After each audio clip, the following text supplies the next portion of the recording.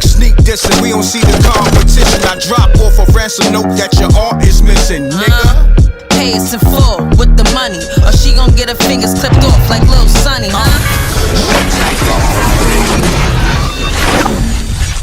MRecktv. An important message from Youth Fountain Laboratory, makers of VasoFlux and VasoFlux for Men. If you're over the age of 35 and over the years you've eaten pizza, dairy foods, deli meats, or meats with fat, you are likely to have some degree of plaque buildup in your veins and arteries. This increases your risk of suffering a stroke or heart attack exponentially, and no one wants such a catastrophic event to occur. Introducing Blackout. Blackout is made of all natural ingredients proven to help dissolve clots in the blood, remove calcium deposits and plaque from the walls of veins and arteries, improve viscosity of the blood, improve elasticity of the veins and arteries, treat varicose veins, and prevent the reoccurrence of plaque buildup. For more information, visit Youth Fountain Laboratory at youthfountainlab.com or call 1-800-853-7856. And remember, to help unclog veins and arteries, get the Blackout. Peace, world's M.Reck for MRecktv. I got a special guest in the building. My brother, could you please introduce yourself? Manolo Rose the God, man. You know what it is? Yes, sir. Yes, sir, man. How you been, family? Great. I'm great. And you? I'm good, my brother. I'm good, man. So, for those that don't know, who is Manolo Rose, my brother? Shit, man. A man who stands with his principles. That's it. You know what I mean? Yes, sir. Yes, sir. Where are you from originally? I'm from Brooklyn originally. You know what I mean? But I lived in Far Rockaway for a number of years, and I moved, and I went to Brooklyn. But I went to Brooklyn. I was living in Far Rockaway. I was young, even though I was out in Far Rockaway a lot. You know what I'm saying? But I'm originally from Far Rock, and then I moved to Brooklyn.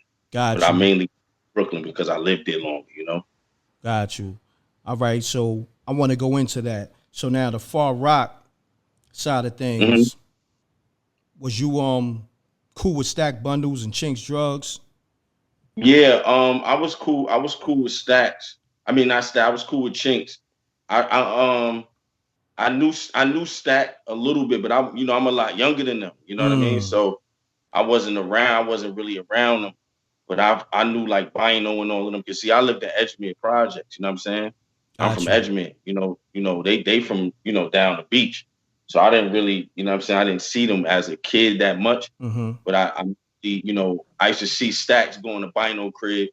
You know what I mean? Shout out to Bino. You know what I mean? Recording and shit. When Bino was the only nigga in the hood with the studio and all that. Shouts to Bino. That's the homie. Salute. Yeah. Call 2 G's, all of them. Salute. Whole Riot Squad and all that. Rest in peace. Chinks drugs, stack bundles.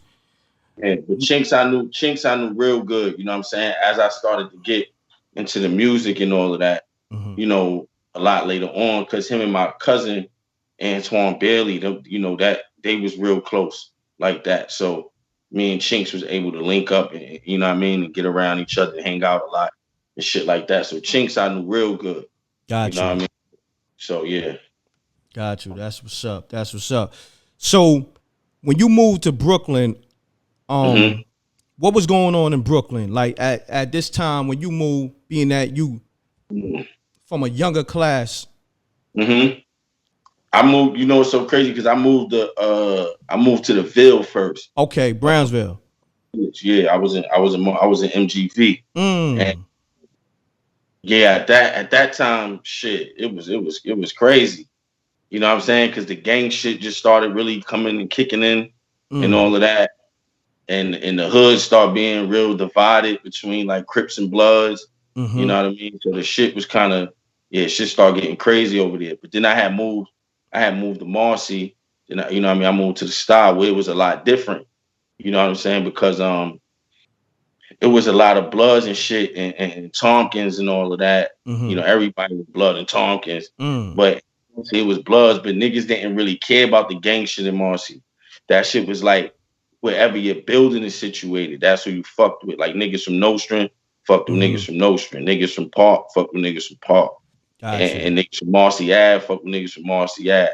You know what I mean? So the gang shit didn't even really matter there. So that was the biggest difference I seen, you know what I mean, between every other hood I ever went to in Brooklyn. The gang shit ain't take over in Marcy at all. So what would you say influenced your style, being that you come from Far Rock and then you lived in Brooklyn as well? Or is it a combination of both? Yeah, it's definitely a combination of both. You know what I'm saying? It's a combination of both because you know, cause see, I was going back and forth between the Marcy, Brownsville, and Far Rockaway. I was bouncing back to Far Rockaway every weekend. You know what I mean? That was my hangout spot when I was a kid. You know what I'm saying? Because my sisters and them, they all still lived out here. You know what I mean? They all still lived out there in the Rock. So I was like, you know, I was going back and forth. So I'm heavily, you know, very, very, very much influenced by what was going on in the Rock at that time. Plus, like my brother, you know what I'm saying, Casanova, he used to rap. So, and him and Lord Superb, that's like family. You know what I mean? So I was around Perb when I was 12, 13. I used to see the nigga coming back all crazy, you know, doing shit for the Woo. You know what I mean? He wilding off the dust and they bugging out, just rapping, you know what I mean? Forever. That's my man too. Rest in peace to Perb, man. That's my man. Perb. Yeah. Now speaking on Perb, man, Perb was different. Perb was different, man. Like, to your recollection, what was some of the things that stood out about Perb to you? I think it was just more of his style. Like, you know, he called it the crying style. That's what he called it. You know what I'm saying? So I think it was just more of that than anything because, you know, saying shit like, if you don't bring me my motherfucking yak, I'll kill you. You know what I mean? Shit like that. You know what I'm saying? That was just crazy shit. You know, I got like unreleased shit that Perb just rapping over no beat. You know what I mean? Shit like that. Wow. That's crazy. Wow. But he's crazy. Like, you know what I mean? I used to love the nigga because he used to come to the crib, man. You get that nigga one drink, he can't drink for shit. You give him one drink, he drunk, and nigga just won't stop rapping. He'll rap forever. All night. All night. That's what's up. That's what's up. So now, being that you had that relationship with Perb and he doing this thing with the Woo and all that, and you being like a young gunner on the come up and all that, was that motivation for you? Or at that time you wasn't even thinking about rapping? Nah, I didn't give a fuck about rapping. I didn't care about none of that stuff. I was, you know, it's so crazy. I would have never thought I could have accomplished and did any of the things that I did, and, you know, in this little bit of time and just in the music and all that. Because I never had no desire to ever rap. I didn't give a fuck really about rapping because I seen them rapping. I seen the shit that, you know, that they was doing and what they was going through and dealing with why they was doing it. Shit looked cool, but I just wasn't into it. I was just in the other shit. You know? Got you. That's what it is. So now, let's go there now. What was the chain of events that made you say, you know what? I'm about to go in this booth and get busy. You know, I was really only thing that really changed the shit for me was that my nephew, he wanted to rap. You know what I'm saying? Like my mom's had me so late that all my siblings, they children, my nephews is like my brothers. You know what I'm saying? Because we all like the same age. We all like 2 years apart, shit like that. So my nephew, he comes to me and he want to rap. And he was like, yo, he had beats and shit and was like, yo, just help me come up with some songs and all that. And I was like, all right. And you know what I mean? And just from right there, I created some shit. And later on, it was a dude who was writing for a girl, you know, and he remixed the shit I made and the shit was on the radio, you know what I mean, for her as her record. And I was like, what the fuck? And that was, you know what I'm saying? But I made the shit so fast, and that was the first song I ever did in my life. I said, oh, it's that easy. I could do that shit again. I didn't even really, you know what I'm saying? I didn't really even ain't really sweat it. Even though we ironed that shit out later on, but yeah. Who was the girl? It was a record for Azealia Banks. Say it word. was called Jumanji. Word. Wow, that's crazy. That's crazy, man. Do you got any I guess contact to her? Because like I say like a month ago, I mean she been kind of like over the top. Let's just say that. You know what I'm saying? She was stewing her dead cat like I want to say a month ago or something like that. Yeah, she was doing voodoo rituals and all that. Yeah, that's crazy. Yeah. That's crazy. I don't really stay in contact with her. We cool. I did, she let me come rock out on one of her shows one time or whatever. But we good, but I don't really, I don't really speak to her like that. Got you. I see shit on the gram and shit like that. Most of these niggas are like in the industry. I don't really speak to them niggas like that. I'm not one of them niggas that, you know what I'm saying, be all in the mix and be cool with certain niggas. That just ain't my shit. So, but we good though. But yeah, she was definitely doing voodoo rituals, doing or whatever she was doing. I don't even know. Yeah. She said voodoo ritual. That's what they said too. So I guess so. I don't practice voodoo, so I don't know. Got you. So she confirmed that with you. That's what she do. Yeah. Wow. Yeah. I mean, she says it on her shit all the time. You know what I mean? Because you can see she had rooms that she was doing sacrifices and shit in, like chicken sacrifices and all that. Wow. And she's a real she really practiced that shit. Like that's her shit. She a real live witch. Wow. That's crazy. Yes. Oh man. All right. So now for me, the first time I caught wind of you, of course, was that All About the Money joint. Right. Originally the song was called Dope Man, I believe. Yeah. It was called Dope Man, yeah. And I'm not gonna get too much into controversy. It is what it is. I know you covered that already. Yeah. But this is my thing because I like to put different perspectives out there.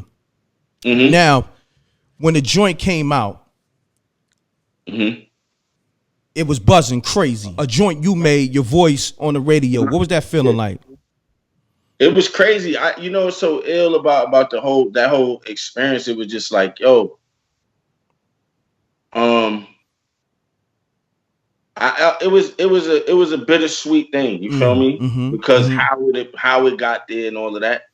At the same time, I was happy. You know what I'm saying? Also, you know what I mean? Because like I said, my family been doing this shit for 15, 20 years. You know what I'm saying? Trying to get that moment, trying to get that feeling. Yes, you know what I'm saying? Yes, sir. And here I come, being a baby amongst the crew, and did it. You feel me? Yes, sir. So yeah, you know what I'm saying? That shit felt crazy because how we got there, but at the same time, niggas was like, yo, can't believe this shit. Niggas been trying to do this shit forever and you did it. You cracked the code. Right. Now, we all know the controversy with that record, with the whole Troy Ave situation and yourself and all that, right? But I want to get into this aspect of it. Was it ever a time where you felt like, damn, I wish me and the homie could have got on the same page? Or it was like, yo, you know what? It was what it was. I'm over here, he over there. Well, yes, it always was, like he over there, I'm over here. You feel me? Because and this is why, like, just his whole son aura. I just don't fuck with niggas that think like him. You know what I'm saying?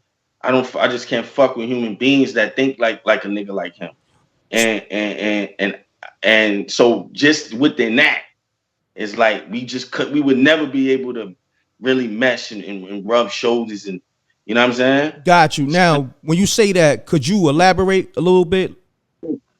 Nah, any nigga, the nigga's like a narcissist. You know what I'm saying? Like I watched a nigga do like when like for instance, just to give a point of reference, when the nigga Chinks died, You know what I mean? R.I.P. Chinks. The nigga wrote a long message about himself, but saying like he was speaking about Chink's death. Like, Wow. yo, the fuck kind of nigga does that? You feel me? Damn. It's just weak nigga shit. You know what I mean? You see certain weaknesses in men, and you just can't. Yeah, you just can't do it. Like Got you. Niggas, and then the nigga's like a liar. You know what I'm saying? He's a liar. You know what I mean? Nigga run around telling niggas he was selling me coke. I said, nigga, I don't even do drugs. How the fuck you sold me coke? Nah, he said that? Yeah, you know, Wow. but you know, I can't even, you know, some ill shit, my nigga. I don't even blame him because, like, you know, niggas be born suckers. That shit be in their blood. Some niggas come from a long line of suckers too. You know what I'm saying? Just as much as you see niggas, you know how you see a nigga and the nigga daddy was a real nigga, his mama was a real one. Some niggas just come from bloodline worth of suckers. You know what I mean? And you can't really can't get around that. Got you. Cause I was looking at it like, damn, man, like the chemistry, even though, you know, the record came about in a different way. It wasn't like y'all both was in the studio, but the way it was put together and when it hit the radio, it just sounded amazing. Like I remember being in the car, you know, driving and the joint came on. I think Flex played it. I forgot who played it.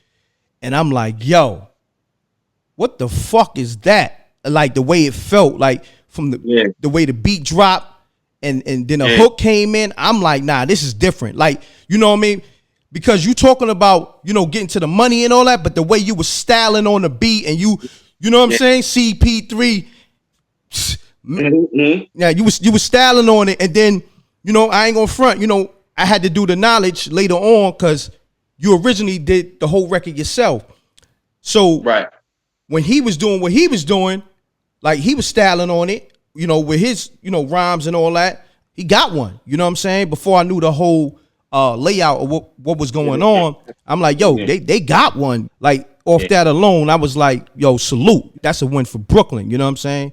You did a situation with I want to say Warehouse Rock Nation. Yeah. Explain that now.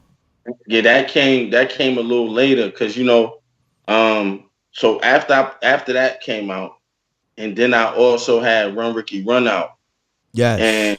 And while that was going off, then I had the Superflexion joint. Then I had then I had got with French. And then French threw me on the Diddy remix to Old Man Wildin'.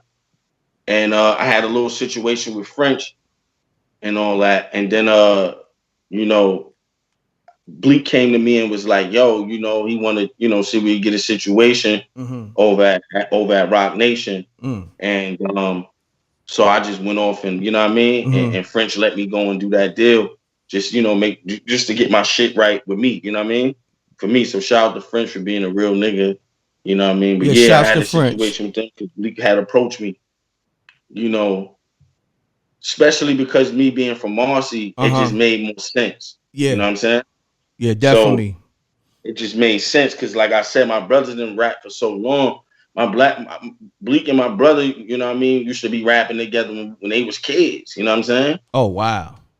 So with all of them, you know, Bleak, Jeter, you know, Jeter K. And, yes, sir. That's the homie. And H before he went to jail. Shouts to H. H Money Bags. So Bleak like, yo, this home team, we gotta, you know, make this shit right. So I had sat down with Bleak. You know, he came up with the plan or whatever. We went, sat down with Hove, and Hove just was like, you know, you know what I mean? Gave niggas the blessing to do what we was doing. Got you. That's what's up. Salute. Now, I'm bringing that up because now, at one time, you was the first artist signed to that situation, right? The Warehouse Rock Nation. That was the Bleak, I guess, label situation, right? Then Casanova signed, I want to say, what, a year later or 6 months later behind you? Like, to be honest, he could have been signed first because when I signed my paperwork, he was there. Oh, wow. He was already there because, to really be honest, the person that kind of really orchestrated and put it all together was Tax. You know what I mean? You know, free Tax, shout out to Tax. You know what I'm saying? Shouts to Tax. Tax. He, you know, Bleak came to see me, but when Bleak came to see me, he was already in contact and talking with Tax. Because Tax was already over there fucking with Hov and them niggas doing the do say shit.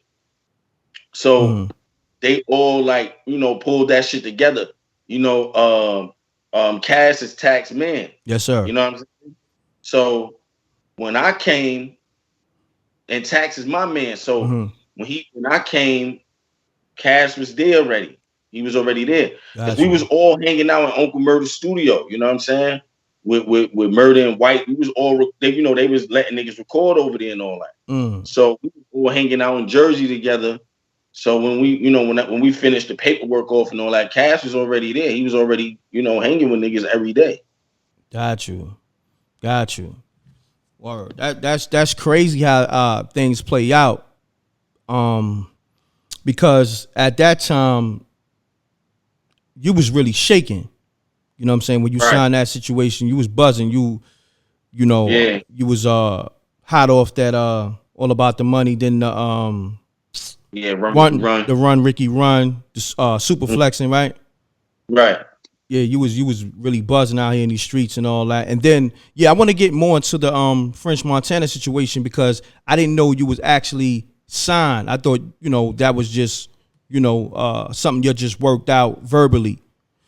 Nah, I was over there. See, a lot of shit that happened with me was a lot of contractual shit, you know, that was going on.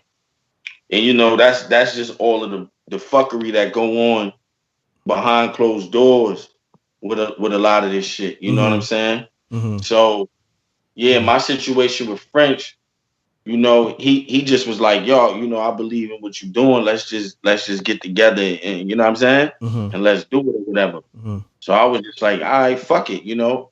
And we had a little situation, but once I explained to him what was going on his other, you know what I mean, on his other end, French just was like, all right, whatever is going to be best for you to feed your family, bro, just go do that. You know what I mean? You know, and every time I see the nigga, I always tell the nigga I love him. You feel me? And I respect him as a man because a lot of these niggas won't do that. You know what I'm saying? That's real. These niggas be having their bread and they see you trying to get your money right and stifle you. You know what I'm saying? Definitely. Do you have any regrets in terms of, I guess, choosing the warehouse situation over the Coke Boy? Nah. I don't have no regret because it put me in a situation. It put me in a position that I liked in the sense of, you know what I mean, I can write for everybody. I'm chilling. I getting money just doing that and relaxing. And then I can rap when I feel like it. You know what I'm saying?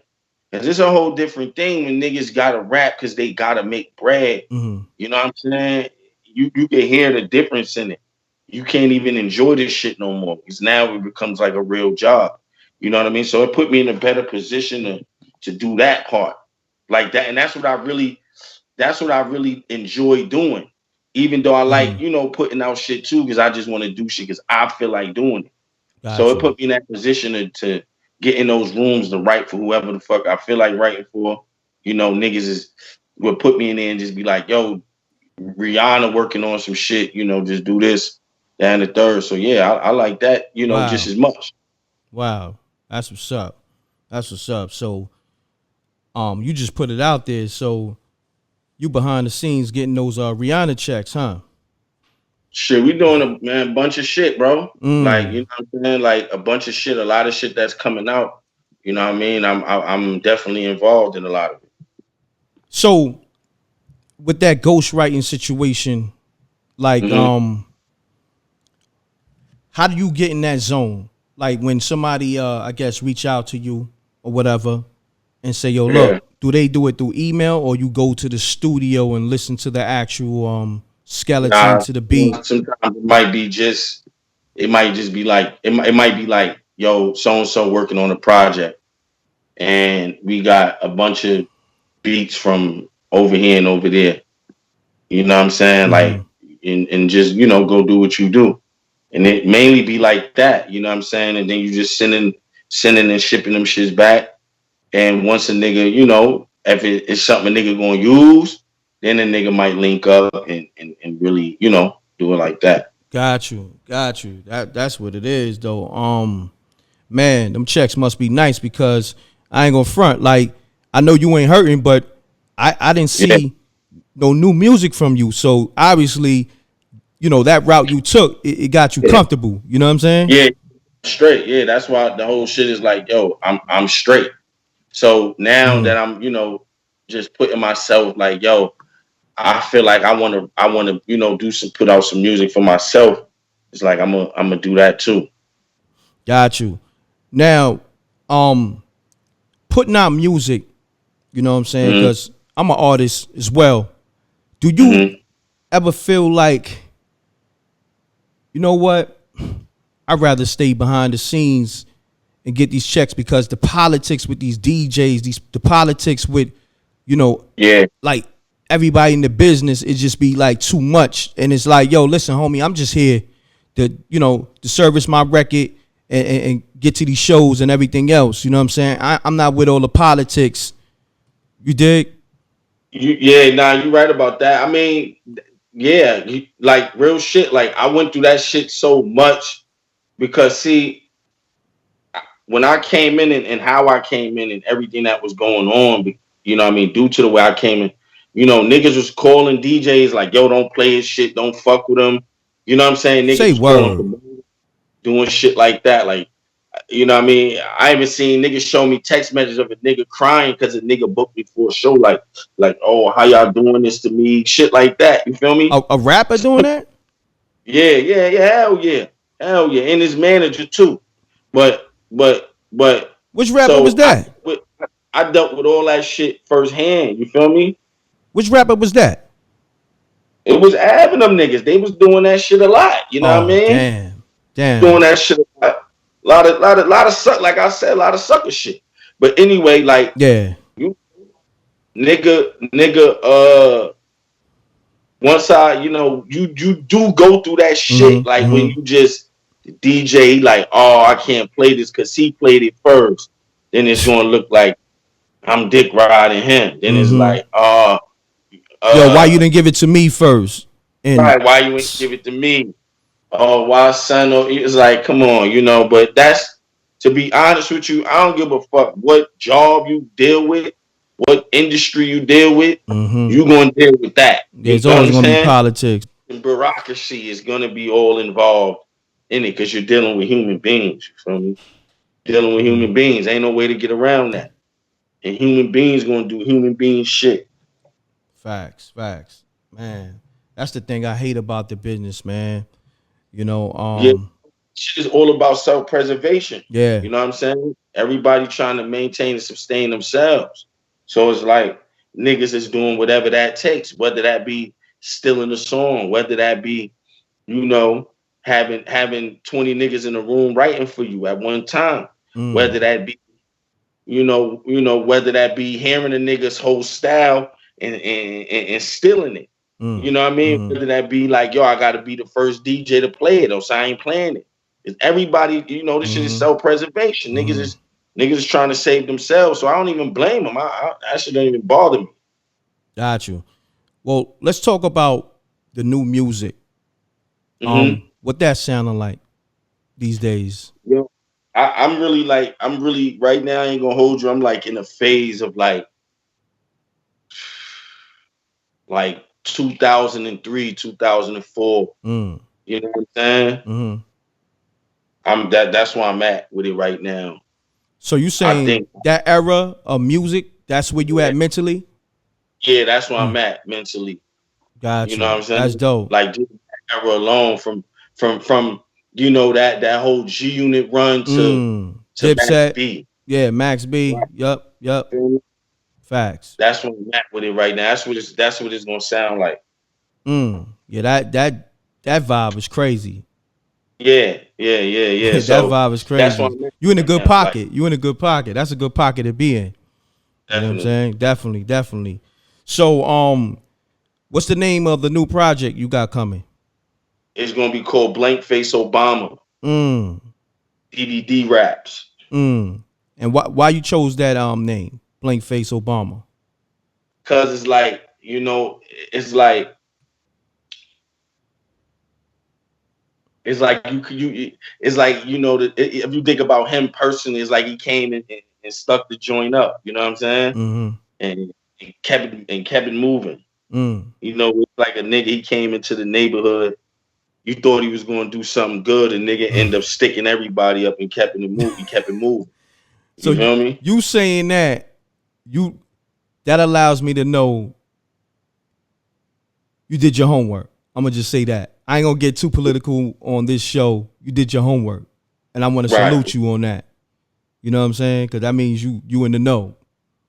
You know what I mean? Because I be putting that information out. Shouts to the earth for me that we be putting that information out. How many songs you got in the can for that joint? Or you just recording at will? Yeah, right now I probably like, I want to say about 4 or 5 songs in. I'm like 4 or 5 songs in. Okay.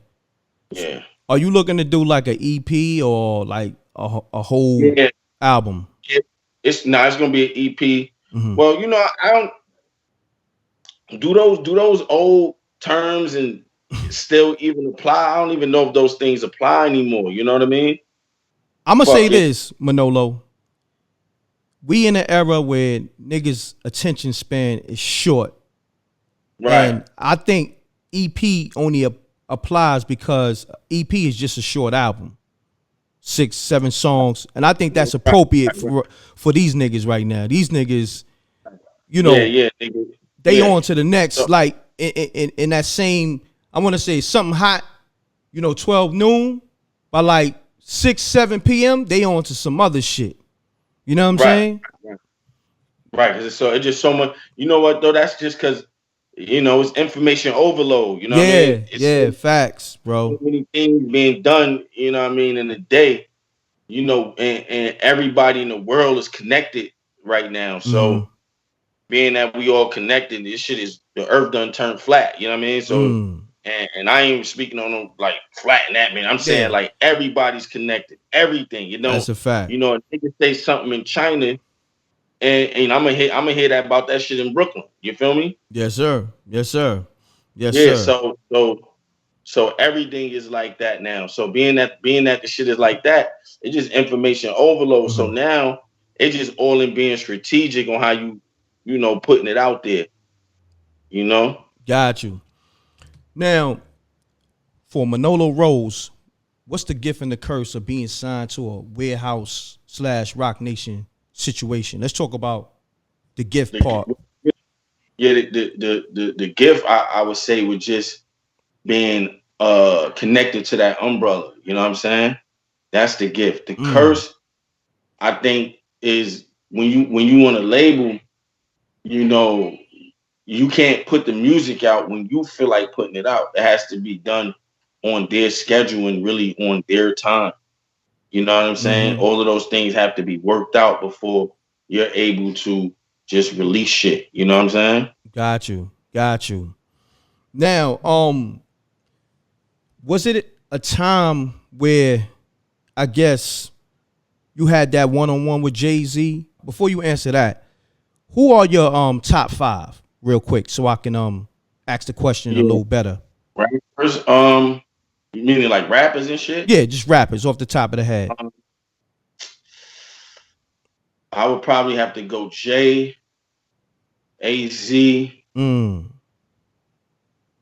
Big, X, and probably like that's 4, right? Yep. And Trash. Tragedy Gaddafi. Wow, that's my man too. That's crazy. That's an ill top 5. That's an ill top 5. Now, going back to the question, was it a time where you just wanted to have, and you probably did, but I'm just asking the question, was it a time where you just wanted to have that one-on-one with Jay-Z and be like, yo, I really need to build with you with my project because I know you will understand because you were artists first. Right. Did you ever get that moment? so crazy? Like every time I spoke to Jay, I never spoke to him about music. And I would say that I do really want to have that conversation with him about music. You know what I'm saying? But I also cherish the times of just, the other things too, which I think is far more important. Yes, sir. To me. Yes, sir. And could you mention some of those cherished moments? Yeah, shit, man. Just fuck, man. I would just say this. Just when we was at the last Made in America, me, him, Jim, Kyrie Irving, was fucking playing Jenga. You know what I mean? We was playing big block Jenga and shit. Wow. Yeah. Shit like that. You know what I'm saying? Just laughing and that's a moment you gotta cherish. Yeah, definitely. You saying shit. Definitely. Man, what Kyrie Irving vibe is like? I understood him more. You know what I'm saying? I definitely did. You know what I mean? The nigga just one of them niggas, man. Like man, and I realized this, like, with a nigga like him, these people don't realize these niggas be famous since they was fucking 13. Like, imagine you playing ball your whole time and you've been the man your whole life, damn near. More than half your life, you've been the man. It's not going to be that important to you like it is to everybody else. You know what I mean? Because you had it for so long. So at the same time, a nigga want to be normal too. Yeah. So he want to go do shit that he believe in. You know what I'm saying? Whether that be, buying a house for, and all of that for fallen victims of police brutality and shit like that. Definitely. Well, speaking on Kyrie, I want to go into the basketball aspect because when I first caught a wind of you in the world, you mentioned CP3 and Dope Man. You know what I'm saying? So obviously you fuck with that basketball heavy. Yeah, when I was a kid, you know what I mean? I played with every AAU team that was out here. You know what I mean? Oh wow. I played with Gauchos, I played with Riverside, I played with Brooklyn USA, I played with the Panthers and shit like that. So I played with all them teams. Like me and Sebastian Telfair is real good. You know what I mean? It was cool, real cool when we was younger. Shit like that. Me and Lance as well too. Lance Stevenson. Everybody, a bunch of niggas that went to the league, niggas like Chris Taff and fucking Gary Forbes and all them niggas. I was cool, you know what I mean? So I was heavy in that scene, you know what I mean? So it could have went either way for you, basketball or rap. Yeah, for me it was like, I didn't have that belief in it anymore because I went down south and I was playing for this school down south and like I ain't never experienced racism until I went to Georgia. You feel me? Wow. That's when I really felt it. Like, oh, nah, this shit real. You know what I mean? And I couldn't deal with it. You know what I mean? I blew up, had a big ass fight. You know what I mean? Had to leave school and shit like that. Wow, that's crazy, man. I didn't know you get down like that in basketball. Salute, man. That's ill, man. So you was nice with the jump shot, the handle, and all that. I had the handle, definitely. Jumper, I was all right. I was a scoring point guard. You know what I mean? I was a kid growing up watching fucking Booger. You know what I mean? I wanted to be like Booger and motherfucking my favorite point guard of all time. I don't care what nobody say. You know what I mean? Jamal Tinsley. You know what I mean? I wanted to be Mel T. So my whole shit was getting to that rack finishing. You know what I mean? Yes, sir. You know, typical New York point guard shit. You know what I mean? But I said, my favorite point guard of all time, hands down, Jamal Tinsley. You know what I mean? That's what I wanted to be like. So, I mean, being that you mentioned that, you might as well just go into your top 5, I guess, basketball players. Oh, man. Shit. Let's do it. Me? All right. For me, I would say I would have to, like I said, Jamal Tinsley is number 1. Mm-hmm. Ed Smith, number 2. Mm. Gotta put Braun in there. Facts. Gotta put Mike in there. And that's 4, right? Yeah. And my lads, I'm going with Gary Irvin, man. Irvin, man. Went overseas, went crazy, played that role. It's the big bro. That nigga was fucking awesome. You know what I mean? Yes, sir. Shit, niggas. See, I'm not the nigga that. See, when I was a kid, I didn't see. It's different now. You know, niggas learn how to play from niggas on the NBA. You know, in the NBA. You know what I mean? Niggas trying to come to the park now doing fadeaways and shit. Playing like he a 6'9" nigga, so like he's 6'9". You know what I mean? Like he's 7 feet tall and shit. You know, I come from the era where you learn from playing from niggas in the hood. You know what I mean? Niggas that's nice in the hood. How to play it like them. You know what I'm saying? Facts. And then as you got older and you're leveling up, and you know what I mean, you dealt with it like that. So, but yeah, like that's my favorite basketball players that I would want to watch, that I could continuously watch. You know what I mean? Other niggas too. You know, Steph definitely. I was definitely a Steph baby. AI. Motherfucking guard, sham guard. You know what I'm saying? Those are the niggas I love to watch. Travis Best. I would watch mad old videos of Travis Best. You know what I'm saying? Motherfucking Shaheem Holloway. Niggas like that. Definitely. Got you.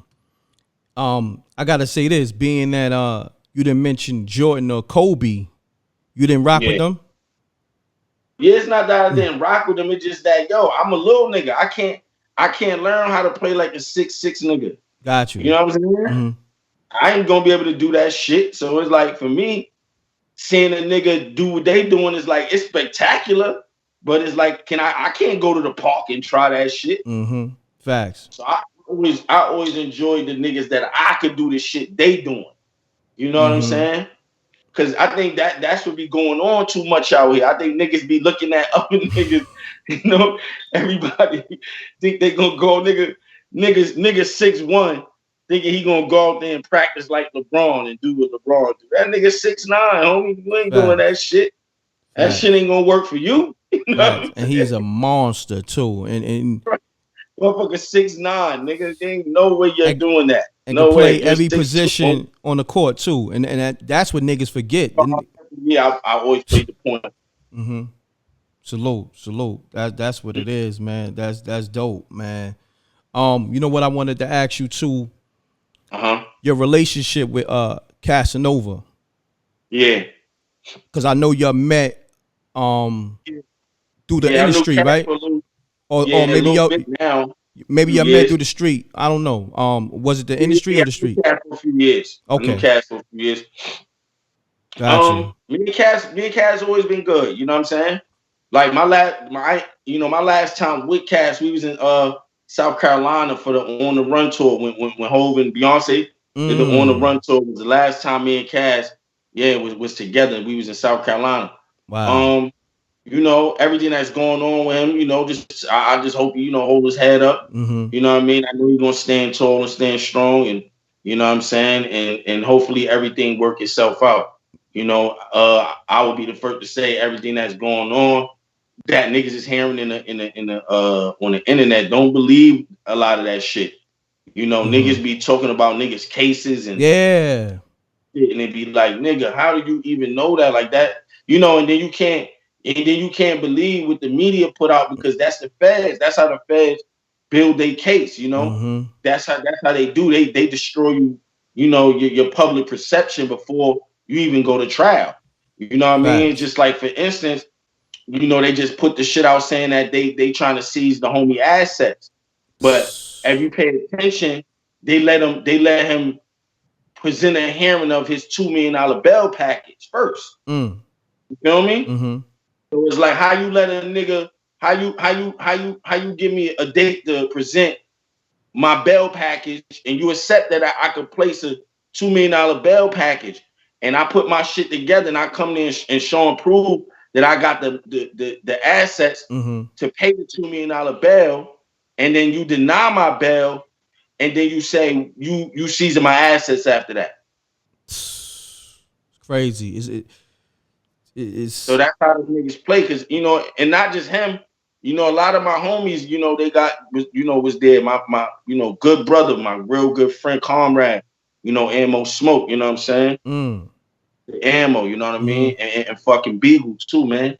Made them niggas get released, you know what I'm saying? But that's how that's how the feds play. Them niggas play dirty.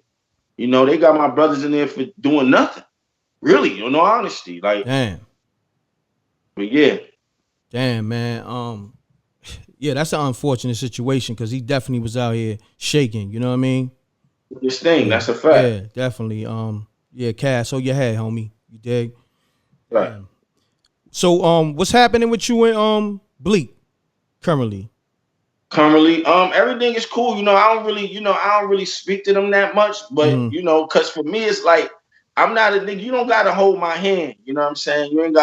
I ain't gotta be around you every day. Me, you know what I'm saying? I don't gotta speak to you all the time. We ain't had no arguments, so we good. You know what I mean? Got you. That's a good thing. He good. He doing what he doing. I'm doing what I'm doing. You know what I mean? Shout out to Bleak. Yeah, Still got a lot of love for Bleak. You know what I'm saying? So yeah, he still threw the alley-oop. You know what I'm saying? He still threw the alley-oop. I ain't gonna front wreck. Like, I'm a weird nigga. You know what I mean? I know that. I'm a very weird nigga. Like, nigga wouldn't know if I'm cool with him or I'm not cool with him. Man, like, that's just me. Yeah. I'm not the nigga that's gonna call a nigga every day. My brain don't revolve around this shit like these other niggas do. Gotcha. You feel me? My shit ain't like that. My brain be in other places and other areas, I'm doing, I do a lot of shit with with political prisoners and shit like, that's the type of shit, my passions, that was the things that I'm into, you know what I mean? So it's like, when our politics don't align, I'm a nigga that's going to stand over there in the corner and I ain't going to really fuck with nobody. But when it come down to, we in the studio, we could do that. Got you. But after that, it's like, nah, it don't align. You know what I mean? Facts, my brother, facts. Now, speaking on that, did you see, I'm talking about a movie, but I know you on that type of time. What's that? Judas and the Fucking Side shit. You already know I was going there. Yes, sir. Yeah, I seen it. What's your thoughts on that film? I think the shit, it was good from a perspective of this, that we got to see something that I think the world got to see something that everybody that's in the been part of the movement already knew, but it's niggas that didn't know at all. You know what I mean? Had no clue. I think it opened up niggas eyes a little bit to those things. One thing I didn't like, I feel like they tried to humanize a rat. I didn't like that. They tried to, the William O'Neill nigga, they tried to humanize him. They tried to make it like they shitting on him, but they also wanted you to be sympathetic to his plight. And it's like, nah, you can't humanize a rat. My nigga's a rat, he's a rat. That's it. Yeah, he's the worst kind. He's the shit for the rest of his life. You know what I mean? He killed himself, as it showed in the film. He killed himself, and that was a good thing. That was the best thing he could have did. You know what I mean? So just from that standpoint, I didn't like that part, but everything else in the film I liked. And Fred, and just the mere fact that Fred Hampton Jr., the chairman, Fred Hampton Jr., was there on the set and made sure things was going right and copacetic. That's dope. You know what I mean? I respected that part of it too. You know what I mean? Definitely. Did you hear the I guess the whole soundtrack? It's a soundtrack to that, right? Yeah. Yeah, it's a soundtrack to it. I only listen to the Nas joint and the Hove and Nick joint. Gotcha. I ain't even listen to the rest of it. Gotcha. Like, because I don't know, for me personally, I'm just not, I can't listen to certain shit when it's on that type of topics, because it's like your politics got aligned with what's going on. You know, and if it don't, I can't really respect it. Ain't really, Yeah. and ain't my thing, like, so, because this is shit I really live for. Yeah. This is what I really do. You know what I mean? So it's like, I don't know, I can't. It's hard for me to hear records with niggas I know and don't have no business speaking these men names and putting these men names in their mouth. Yes, sir. Pause. They should never even utter certain words and certain men names. They shouldn't even be saying them in their verses, because it's like, that ain't true. You know what I'm saying? You don't align with that. You know what I'm saying? You can't be out here. Most of these niggas is William O'Neal. You know what I mean? That's a fact. In their own way. You know what I'm saying? In their own way. They more William O'Neal than Fred, definitely. And just being that we on that vein and we talking on that, everybody to go and sign a petition for Dr. Matul Shakur for his compassionate release. You know what I'm saying? Getting old. You know what I'm saying? He got, going, dealing with cancer. He caught COVID. Oh, wow. I didn't know that. And, he needs to be released and let go. And I just want to say also, welcome home, Jalil Muta King, after doing 50 years in prison. And may they free all political prisoners and free all BLA members, especially just because I'm from New York, but free them all and free the land. Yes, sir. Yes, sir. Now, being that you on that type of time for real, on this new project, do you got songs that reflect that mentality?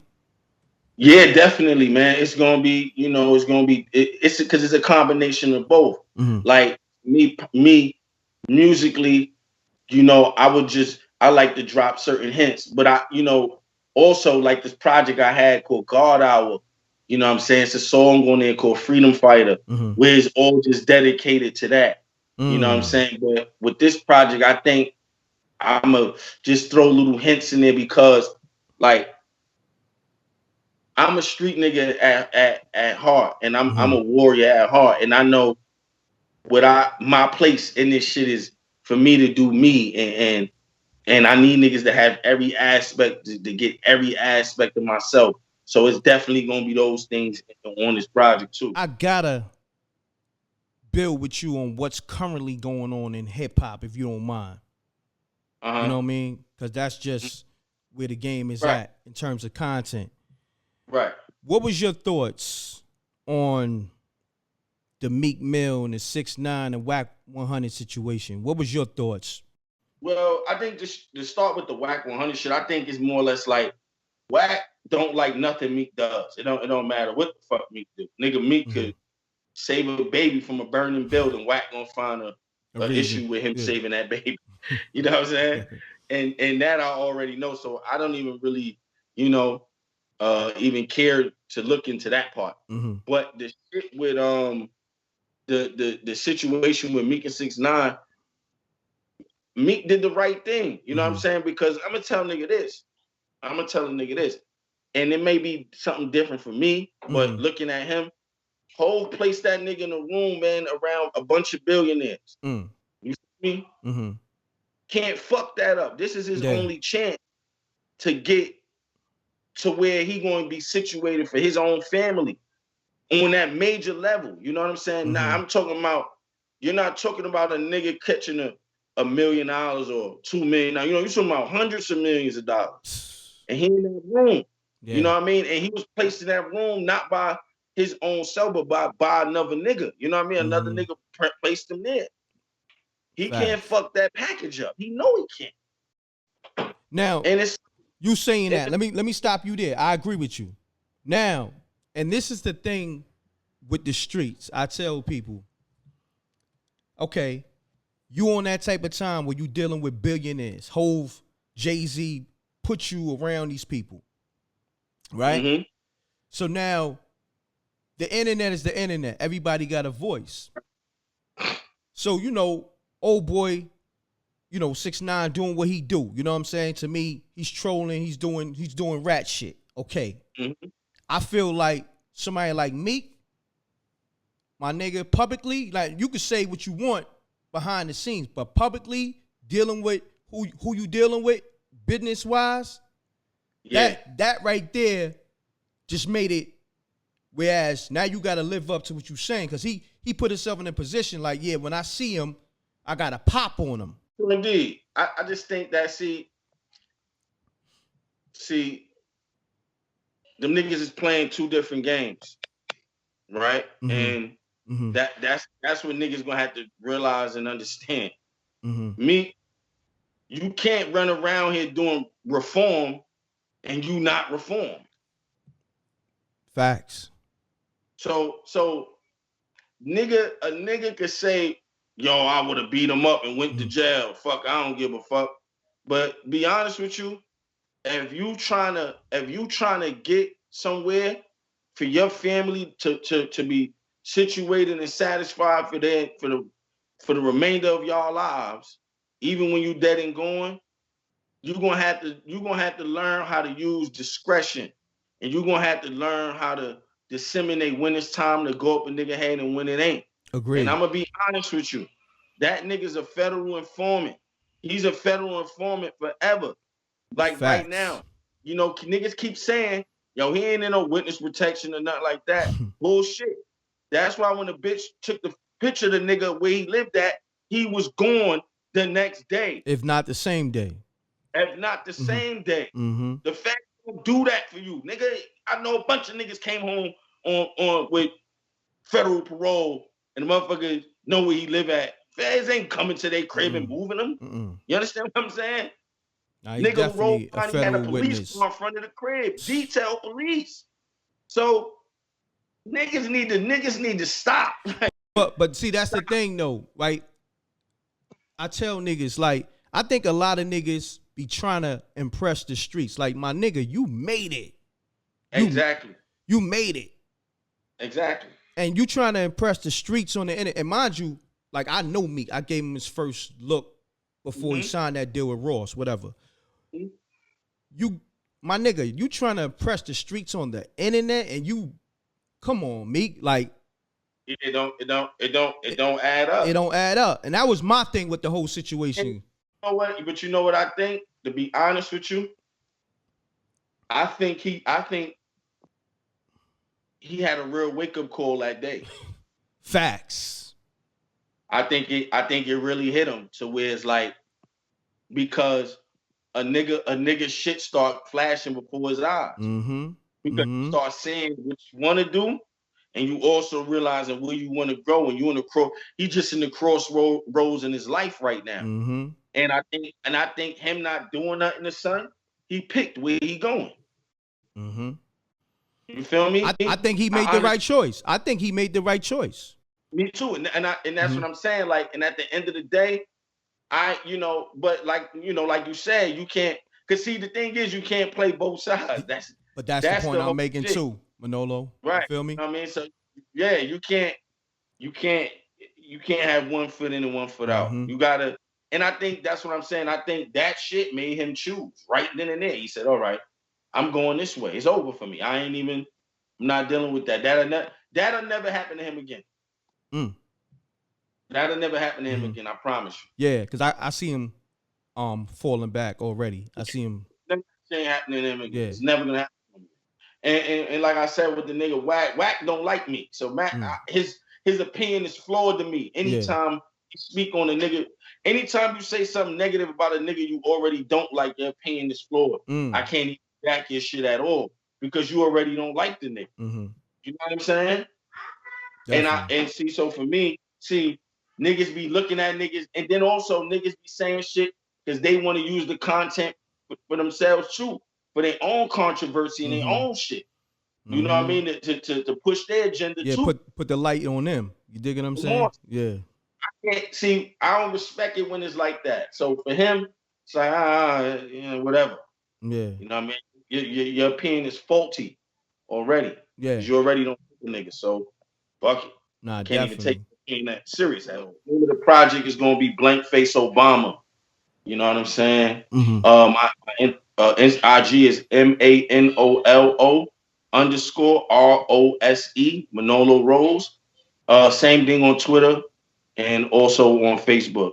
No, you're the plug and such. You a joke's bound to happen if you slipping or you lacking. I'm gripping on the Mactin, ready for the action. Shots will make you break dance and have you do a backspin. I got more kicks than karate flicks. My whole team pushing Maserati whips. You on IG liking thotty pics. Shorty pocket broke, but her body fixed. Peace, world. To promote your music or promote your business by placing an ad on MRecktv, contact MRecktv promo, MRecktv promo @gmail.com. Peace. Oh yeah, subscribe to MRecktv, youtube.com/MRecktv. I'm gone.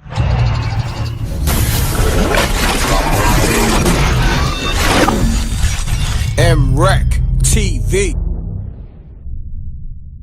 It's got a music.